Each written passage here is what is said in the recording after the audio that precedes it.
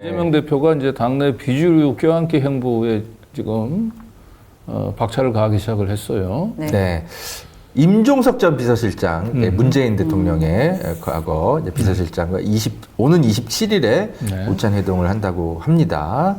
어떤 이야기가 나올지 관심이 모아지고요. 역시 또 24일, 2월 24일입니다. 김부겸 전 총리, 그리고 28일 김동연 경기지사와도 만남이 예정됐는데 대체로는 이제 약간 친문 계열의 다소 이재명 대표와는 조금 거리를 뒀던 정치인들 위주로 계속 통합의 행보를 지금 보이고 있는 모습이고요. 김동연 전 경기지사, 김동연 현 경기지사 SNS에 이재명 대표를 만나기 전에 이런 글을 써서 주목을 받았습니다. 지금은 개헌을 이야기할 때다라고 이야기를 하면서 이제 이재명 대표는 개헌은 필요하지만 지금 당장은 좀 때가 아니다. 네. 이런 취지로 네. 제가 이제 지난주에 정치뉴스탐사 맞습니다. 시간에 말씀드렸잖아요. 그러나 이제 김동연 지사는 지금 해야 된다라고 다시 한번 SNS에 이야기를 썼습니다. 김동연 지사가 과연 대권에 출마할 것인가에 대한 좀 여러 관측들이 있는데 사실상 대권 행보를 좀 보이고 있는 것 같습니다. 네. 어떻습니까? 우리 강진우 기자님 보시기에. 김동연 지사 당연히 대권 행보를 이제 본격화하고 있고요. 저도 이 김동연 지사의 이제 가까이서 이제 모시고 있는 사람하고 지난주에 제가 한번 통화를 했습니다. 그런데 많은 분들이 이제 김동연 지사에 대해서 우려를 좀 하고 있죠. 도대체 김동연 지사의 속내는 뭐냐? 사실상 이재명 대표의 이제 사법 리스크를 좀 바라고 네. 밤나무 밑에서 감이 떨어지기만을 좀 기다리면서 이재명 대표를 이렇게 흔들기를 해서 얻을 게 뭐가 있냐?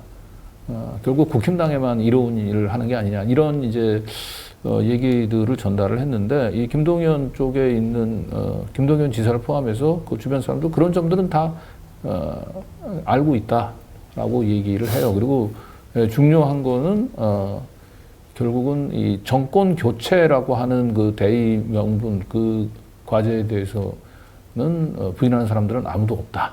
이제 이런 얘기는 그런 얘기를 하고 다만 이제 원래는 이제 이재명 대표의 항소심 선고가 이제 잘 나고 난 뒤에 이제 선언을 해도 되긴 되는데 왜 그 전에 좀 해서 이렇게 당내에 좀 이렇게 분란을 만드느냐라고 하는 얘기에는 시간이 없다 이런 얘기를 그렇게까지 기다린다면 너무 시간이 그 뒤에 지금 이제 이재명 대표 항소심 선고 한 3월 말 정도잖아요. 그래서 현실적으로 그때까지 기다려서 하게 되면 지금 이제 3월 초나 중순쯤에 지금 헌재 선고가 있으면 2달이잖아요, 그죠? 그래서 항소심 선고까지 기다린 이후에 하면은 좀 시간이 없다 이런 얘기를 하고 있고, 근데 중요한 거는 전쟁이 돼서는 안 된다. 맞습니다. 네. 다만 전쟁이 아닌 경쟁. 이 부분들에 대해서는 끊임없이 이제 김동연 주변에 있는 사람들도 김동연 지사한테 그걸 주지시킨다고 합니다. 그렇군요. 자칫 이런 이제 경선 행보가 경쟁을 넘어서 전쟁으로 비춰져서는 안 된다. 네. 그러다가 이게 이 전공 교체라고 하는 부분들에 이게 해가 가서는 안 된다. 라고 하는 그 기조에 대해서는 뭐 다들 생각이 이제 일치를 하고, 그리고 이 경선에서 경쟁, 선의의 경쟁은 결국 이재명 대표의 본선 경쟁력을 위해서도 사실 도움이 된다. 네. 근데 지금 이제 현실적인 고민이 사람들이 거의 안 모인다고 합니다. 사람들이. 네네. 그래서 이제 그런 얘기도 해요. 심지어 만약에 이렇게 되면 만약에 그 민주당 경선 과정에서 다른 후보들이 이제 아까도 이재명 대표도 그렇잖아요. 후보들이 많이 나오면 좋겠다라고 네. 얘기하는데 현실적으로 이 제대로 된 이 캠프를 꾸릴 수 있는 후보들이 거의 없을 거라고 이러면 이재명 대표가 사람을 꿔줘야 되는 상황이 올 수도 있다. 그런 얘기를 직접 하셨나요? 뭐 그런 얘기도 지금 핵심 측근 참모의 측근 참모의 이야기니까요. 이야기. 네. 사실 페이스메이커라고 하잖아요. 네. 원래 이게 같이 뛰는 사람이 있어야 더 잘 뛸 수도 있고 그렇죠. 정책도 개발할 수 있고 아까 우리 허 기자님께서 얘기하셨던 것처럼 막 기사화되고 논란이 있는 것이 이게 사람들의 집중도 받는 것도 있지만 그만큼 국민의 관심이 있다라는 거잖아요. 그렇죠. 그러니까 국민의 관심이 있다라는 건 그냥 단지 집중해서 끝나는 것은 아니거든요.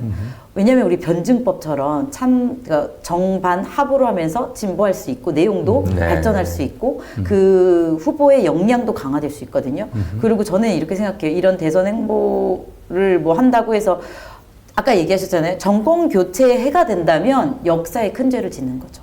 네, 지금 국민의 대다수가 원하는 건 이 윤석열 내란당 네. 그리고 윤석열 정권의 지금 정권으로부터 이 대한민국을 구하길 바라는 거잖아요. 치유되길 바라는 건데 그거를 막는 것은 문제가 있지만 뭐 페이스메이커로서의 역할을 한다는 것은 되게 의미가 있다. 뭐 그런데 이 네. 대권 도전을 출마하는 주자들이 뭐 스스로 페이스메이커라고 생각하지 하기는 좀 어렵죠. 본인은 네, 아직은 불쾌하시겠지만 부족하지만. 네. 국민의 입장에서 사실 네. 뭐 다 알고 있는 그러니까 거죠. 저는 네. 어쨌든 뭐 어느 정도 진정성이 있는지는 모르지만은 이게 경쟁을 넘어서 전쟁이 되면 안 된다. 네, 맞습니다. 네, 그 기조는 잘 지켜줬으면 좋겠습니다. 그러네요. 네. 그나마 김동연 지사는 이낙연 전 총리나 네. 이런 쪽과는 이렇게 말의 결은 좀 다르네요. 네, 다행입니다. 네. 아. 좀 주반부에 설명드리겠습니다. 이낙연 네. 전 총리는 뭐 이재명 대표가 척결 대상이다 뭐 이런 얘기까지 해가지고 이분 선을 넘는구나. 그 박지원 의원님이 그래서 이 옆으로 총질하지 말라라고 이제 언론에도 말씀을 하셨는데 그러셨죠. 네. 정말 말도 안 되는 일입니다. 네.